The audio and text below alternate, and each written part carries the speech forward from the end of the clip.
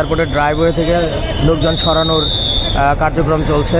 এই কার্যক্রম করা হয় যাত্রীরা যাতে নিরাপদে চলাচল করতে পারে। একজন যাত্রীর সাথেও অনেক সময় ফ্যামিলির 10-12 জন লোকজন আসে। ইভেন কি তারা এই যাত্রীরা এই যে ট্রলি নিয়ে দাঁড়িয়ে আছে লাইনে, এরাও কিন্তু এইখানে এসে দাঁড়ানোর ফলে যেটা হয় যে ওনারা কিন্তু যাত্রীরা কিন্তু নিরাপদে কিন্তু চলাচল করতে পারে না। এতে করে তাদের বিলম্ব হয়, অনেক সময় বোর্ডিং বা ফ্লাইট মিস করে।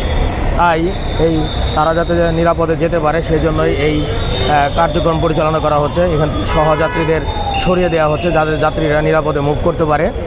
আর আপনারা যারা এই ভিডিওটি দেখলেন, আপনারা যদি কখনো এয়ারপোর্টে আসেন, আপনার যাত্রী যখন লাইনে যেরকম দাঁড়াবে, আপনি অবশ্যই এই টাইলসের উপরে আসবেন না, আপনি টাইলসের নিচে থাকবেন অথবা রাস্তার ওই পাশে রেলিংয়ের ওইখানে অবস্থান করবেন। প্রিয় মানুষ চলে যাওয়ার আবেগ, ভালোবাসা, মায়া, মমতা এগুলো সবই আসলে থাকবে। তারপরেও আপনাদের এই সহযোগিতার কারণে কিন্তু যাত্রী গমনাগমন হতে পারে নিরাপদ। যদি তথ্যটি আপনাদের কাছে ভালো লেগে থাকে তাহলে অবশ্যই